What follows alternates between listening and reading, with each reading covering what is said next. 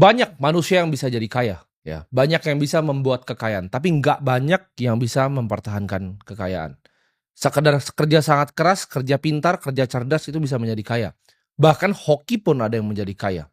Tapi untuk mempertahankan kekayaan, itu membutuhkan skill. Dibutuhkan kebijaksanaan dan pola pikir ya, untuk lu bisa mengelola uang lintas generasi. Dan gua ngajarin kalian di sini itu bukan sebagai guru ya, gua nggak mau menggurui kalian, tapi gua ngajarin kalian di sini sebagai anak muda yang dulu pernah terjebak ya dalam ilusi pengen kaya secara cepat. Pengen kaya cepat itu kan tabrak semuanya, langsung kayak roket aja sampai ke atas. Gue juga dulu pernah kehilangan arah, dan di sini gue akan kasih tahu prinsip yang gue pelajari selama gue hidup. Prinsip pertama, kaya itu dimulai dari cara pandang. Kaya itu bukan sekedar hanya angka, tapi kekayaan itu justru pola pikir, apa yang ada di otak kalian. Gue percaya kekayaan yang sesungguhnya itu dimiliki ketika kalian memiliki hati yang damai, ya, dan rasa setiap hari ya kalian bisa bersyukur. Gue pinjam kata-kata ini dari mentor yang gue nggak pernah ketemu, yaitu Charlie Munger. Beliau berkata seperti ini, dunia itu tidak digerakkan oleh keserakahan, ya, tapi dunia itu digerakkan oleh iri hati. Jadi motivasi manusia untuk melakukan sesuatu itu bukan hanya serakah, tapi yang paling kuat dan paling banyak adalah iri hati. Ini gue akan cerita sedikit. Di saat gue waktu itu awal-awal berjualan, kalian semua udah tahu ceritanya, gue berjualan online, berbagai macam barang gue cari dari Cina untuk gue jualkan di sini.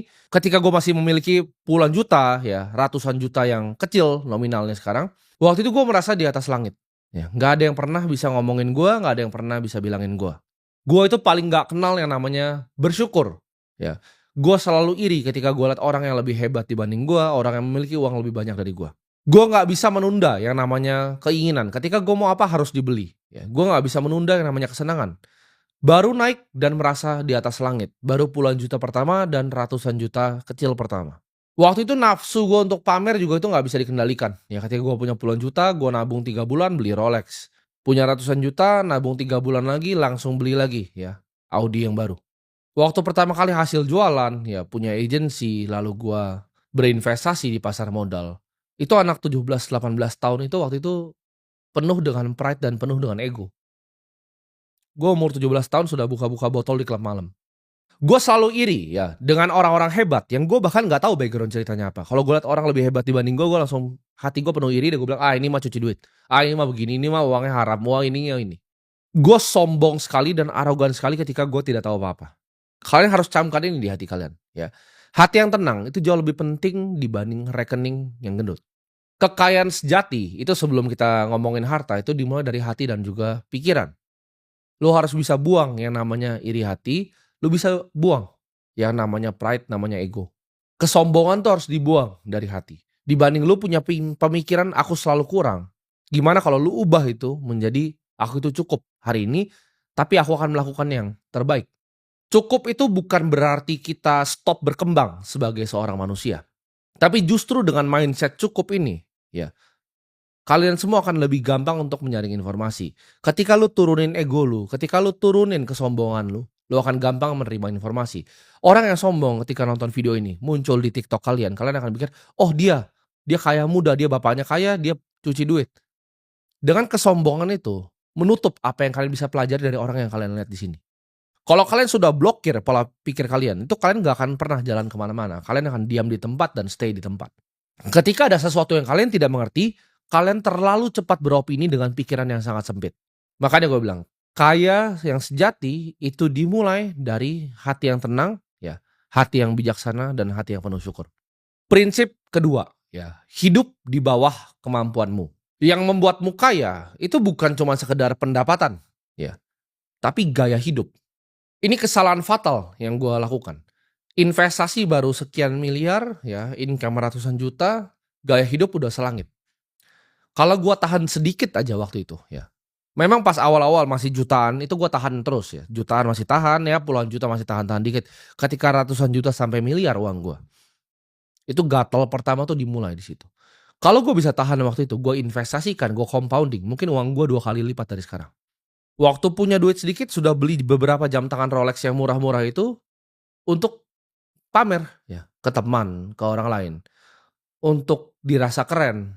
untuk diakui oleh teman-teman sekitar. Setiap pendapatan naiknya drastis, waktu naiknya kecil enggak, ya. Ketika pendapatan naiknya drastis, nah gaya hidupnya mulai naik drastis juga waktu itu. Di tahap itu gue adalah anak muda yang nggak ngerti untuk membedakan antara mana namanya kebutuhan ya, dan mana yang namanya keinginan. Ini sulit untuk waktu itu gue bedakan. Gue rasa keinginan ini kebutuhan nih, kebutuhan untuk gue pamer, kebutuhan untuk gue cari validasi, kebutuhan untuk gue tunjukin ke semua orang bahwa gue orang paling hebat. Ini harus dibiasakan ya, kemampuan untuk hidup sederhana walaupun sudah mampu hidup yang mewah. Orang kaya yang sejati ya, gue pelajari, orang kaya sejati itu menggunakan uangnya bukan untuk pamer, tapi menggunakan uangnya untuk bisa jadi pelayan untuk lebih banyak manusia yang lain. Untuk bisa serve, untuk bisa melayani orang lain. Untuk bisa membuat dunia ini jadi sedikit lebih baik. Bukan hanya untuk dirinya. Karena kalau untuk dirinya itu nggak ada habisnya. Hedonisme itu tidak ada habisnya. Treadmill itu adalah lingkaran kayak nggak pernah bisa berhenti. Ya.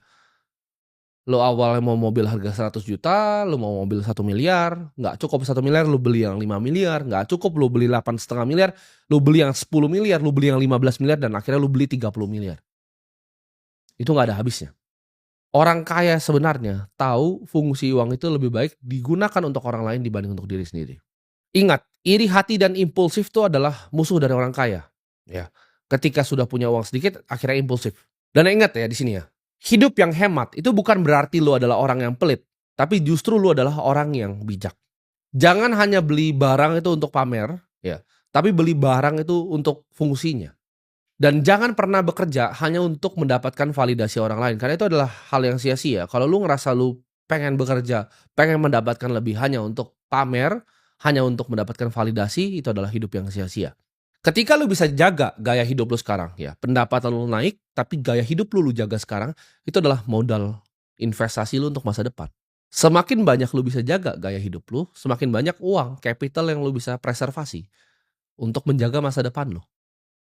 Semakin banyak nanti ke depannya uang yang lu bisa gandakan. Ingat kata-kata gue ini ya, uang yang lu tidak habisin hari ini adalah uang yang lu sisain untuk bertumbuh di masa depan. Jadi lu harus bisa menunda nih. Kesenangan tuh ditunda dulu, bedain. Mana? Ketika lu lihat, oke, pengen ini keinginan atau kebutuhan. Lu pikir dulu. Ya. Lu pikir seminggu, oh nggak butuh-butuh banget ya, nggak perlu. Nah ini akan nyambung ke prinsip yang ketiga ya. Buatlah uangmu bekerja untukmu. Kalau kamu ya terus bekerja demi uangmu itu, seumur hidup nyari uang terus kerja, maka seumur hidup kamu akan jadi manusia yang lelah. Akan capek terus ya nanti. Ini adalah kata-kata yang beneran mengubah hidup gue sampai gue seperti sekarang. Kalau lu tidak bisa membuat uang bekerja untuk lu di saat lu tidur, lu akan selamanya bekerja untuk uang. Ketika gue tahu hal ini, semua uang yang gue dapatkan itu pengen gue cepat-cepat pekerjakan. Jadi uang itu sebagai prajurit yang bekerja di saat gue tidur. Kalau gue tidur gue belum bikin uang, jadi problem di hidup gue. Uang itu adalah energi ya. Jadi jangan buang-buang energi lu untuk sesuatu yang tidak menghasilkan. Lu harus bisa bedakan nih, mana barang yang akan jadi sampah, mana yang akan justru itu jadi bibit pohon lu di masa depan. Ini contoh ya, dibanding lu itu beli sepatu ya, 10 juta, 5 juta, untuk ngerasa keren di komunitas kecil lu, di tongkrongan teman-teman lu, mending uang yang sama lu pakai untuk beli kepemilikan dari perusahaan. Untuk beli aset yang langka. Untuk menabung suatu aset yang langka. Untuk diinvestasikan untuk masa depan lu. Karena sepatu yang lu pakai itu cuma kelihatan keren ya mungkin sekali doang. Minggu depan teman lu juga biasa aja lihat sepatu lu, lu sendiri pun biasa aja lihat sepatu lu, ya. Tapi uang yang sama, lu bisa belikan kepemilikan perusahaan yang barangnya lu pakai setiap hari. Mulailah dari hal-hal yang kecil. Setiap lu punya uang, rutinlah investasikan, jangan kebanyakan gaya. Ini jadi disiplin yang dibiasakan setiap hari. Setiap ada uang kecil disisihkan, setiap ada uang kecil disisihkan. Ya. Energi itu lu harus belajar menyimpan energi dulu. Menggandakan energi, baru menyalurkan energi. Nah ini prinsipnya apa? Untuk bisa ibaratnya menggandakan uang. Ya, bikin uang itu bekerja di saat lu tidur. Yang pertama adalah memiliki pemikiran yang jangka panjang sebenarnya. Kalau pikiran lu itu jangka pendek, lu gak akan bisa bikin uang. Ketika lu mikir, oh ada hot IPO ini, ada hot IPO itu. Lu dapat berapa sih emang persenannya? Ketika book building lu masukin itu ke sekuritas, lu dapat berapa? Kecil sekali kan, itu gak mengubah hidup lu. Ya. Tapi kalau lu disiplin menabung, lu disiplin setiap ada uang lu sisihkan. Lu lihat, oke ini perusahaan kira-kira 20 tahun dari sekarang masih ada nih. 20 sampai 30 tahun ke depan masih ada gak nih? Masih bisa membagikan saya dividen atau enggak nih? Ini aset produktif perusahaan yang labanya terus meningkat nggak? Oke, ketika ini perusahaan yang labanya terus meningkat, earnings-nya terus meningkat, dia konsisten membagikan dividen kepada pemegang sahamnya. Oke, gue mau jadi pemilik dari perusahaan ini. Itulah yang gue lakukan ketika gue 15 tahun. Investasi tuh nggak ribet, ya. Rumusnya sederhana. Sabar ditambah waktu. Investasi itu sama dengan sabar ditambah waktu. Bukan lu beli sesuatu sekarang lu berharap kayanya besok. Itu lu di alam mimpi aja. Nah, ini prinsip lagi ya tentang menggandakan uang. Belilah aset di saat semua orang ketakutan, semua orang nggak ada yang mau beli aset. Contohnya di saat COVID, orang semua takut. Itu gue beliin murah-murah perusahaan-perusahaan bagus. Contoh lagi, ketika kasus FTX, exchange di luar meledak, Bitcoin turun sampai 16.000.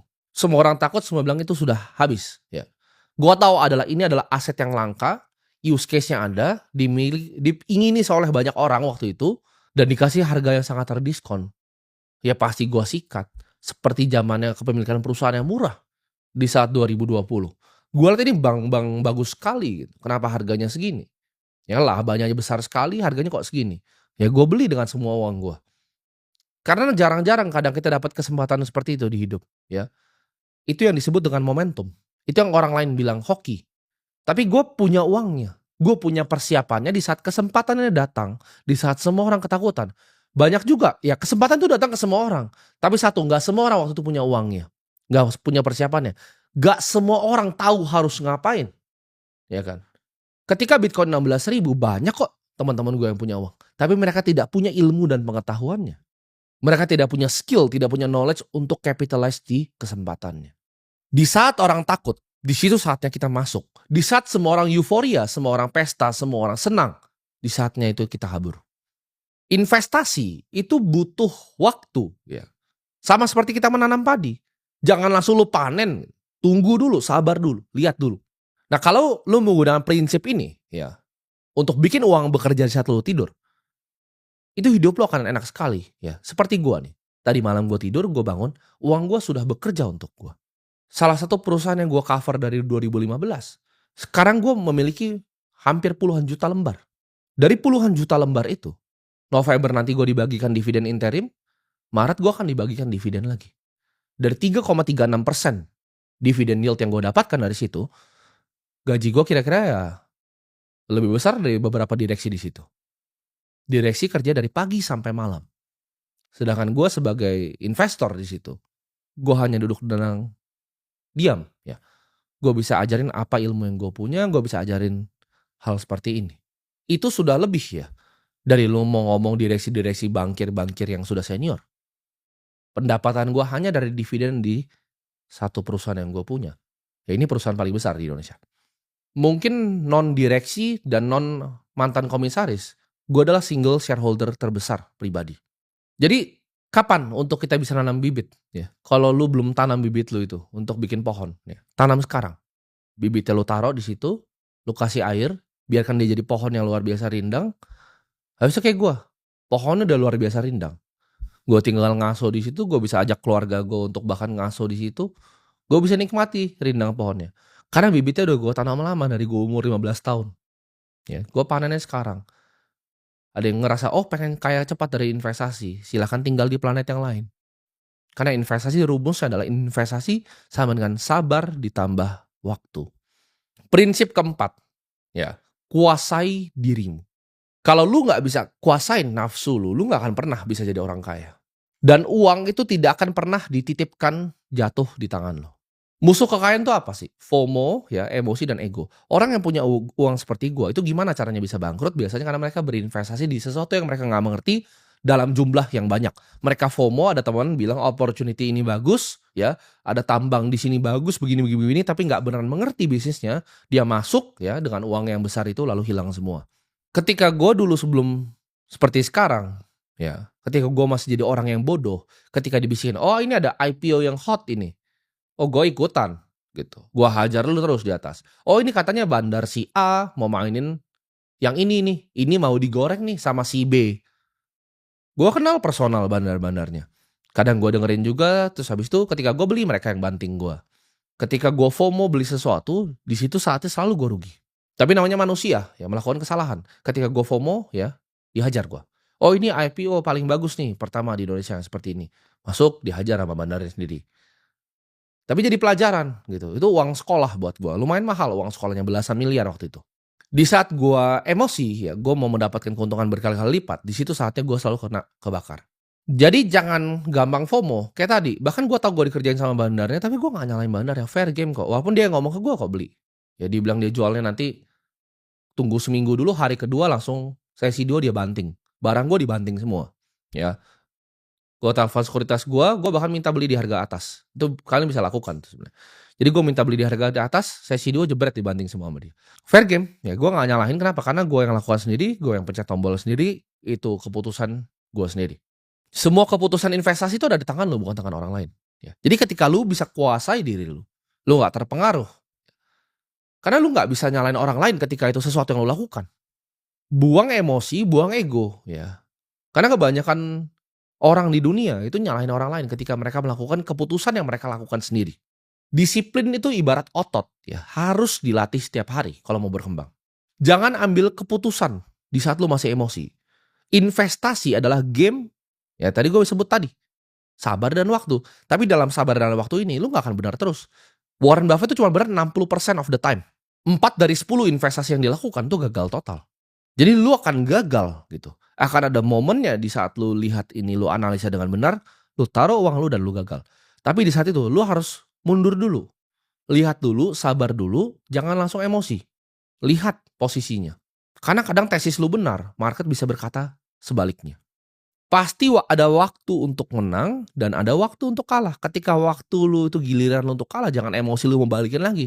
Di saat lu balikin lagi, lu kalah lagi, lu emosi lebih jelek lagi, lu kalah lagi, akhirnya uang lu hilang semua. Latih diri untuk sabar dan nikmatin prosesnya. Jangan mau hasil yang cepat. Ingat ya, kuasai diri. Sederhana itu bukan berarti lu miskin. Ada orang ya yang kelihatannya punya segalanya tapi sebenarnya nggak punya uang. Ada juga orang yang kelihatannya sederhana, biasa-biasa aja, tapi punya harta kekayaan yang sangat luar biasa. Orang sukses adalah orang yang mampu berkata tidak. Nah, mampu berkata tidak itu adalah format dari disiplin. Ketika lu udah bisa kuasai diri lu bisa kuasai otot di diri lu yang namanya disiplin. Oke, ditawarin investasi A. Apakah saya mengerti A? Tidak, ya saya tidak investasi. Gue berkali-kali tolak investasi. Ya, ditawarin tim ini ada tambang nikel di sini, gue nggak peduli. Gue nggak ngerti bisnisnya, gue nggak mau ngerti itu nikel tipe 1 atau tipe 2. Ya, gue nggak mau nanti dikerjain karena gue nggak ngerti cara kerjanya smelter untuk jadi nikel tipe 1 gitu. Kalau tipe 2 nanti jadinya sendok, gue nggak mau punya tambang nikel yang jadinya sendok sama gunting. Ditawari investasi di batu bara, oh gue tidak mengerti industrinya coal. Gue nggak mengerti dan gue nggak mau sok ngerti. Gue paham circle of competence gue. Gue paham tempat yang gue jago itu di mana. Nah itu butuh yang namanya kebijaksanaan untuk lu bisa tahu tuh antara apa yang lu bisa kerjain dan apa yang lu nggak bisa kerjain. Ketika lu udah bisa kuasai diri lu lihat apa mana nih yang bisa dikerjain, mana yang tidak bisa dikerjain. Disiplin lu hari ini akan menentukan kekayaan lu di masa depan. Nah ini prinsip kelima yang gue pegang. Ya. Kekayaan itu harus jadi berkat. Kalau kekayaan lu tuh tidak membawa kebaikan, itu akan jadi beban yang luar biasa untuk diri lu sendiri. Dan ini gue udah alamin di level gue. Kalian akan paham ketika lu sudah punya kekayaan yang sebenarnya, bahwa uang itu hanyalah alat bukan tujuan akhir. Kekayaan itu bukan hak lu ya, tapi hanya dititip ke lu. Itu bisa kapanpun diambil dari lu. Kalau lu tidak mengelola dengan bijak, ya itu bisa diambil kapanpun. Keluarga yang sebesar Vanderbilt itu bisa diambil dalam sekejap.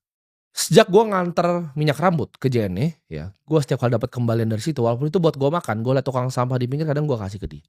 Ini adalah kebiasaan yang sudah gue tanam dari sejak kecil. Selalu menyisihkan pendapatan untuk dibagikan ke orang lain. Kalau kamu adalah seorang pengusaha, ya jadikan bisnismu itu sumber untuk bisa bantu banyak orang, bisa mempekerjakan banyak orang, bukan hanya sarana untuk lu sendiri nyari untung. Gunakan uang yang lu punya itu untuk membangun, bukan hanya untuk menghancurkan. Uang yang bermanfaat itu akan selalu dikenang lebih lama dibanding harta yang ditumpuk. Reputasi dan nama baik, ini gue belajar, jauh lebih penting dibanding kemewahan apapun dan uang manapun. Semakin tinggi kekayaan lu, ya, harusnya semakin tinggi juga keinginan lu untuk melayani, ya, jadi pelayan untuk masyarakat.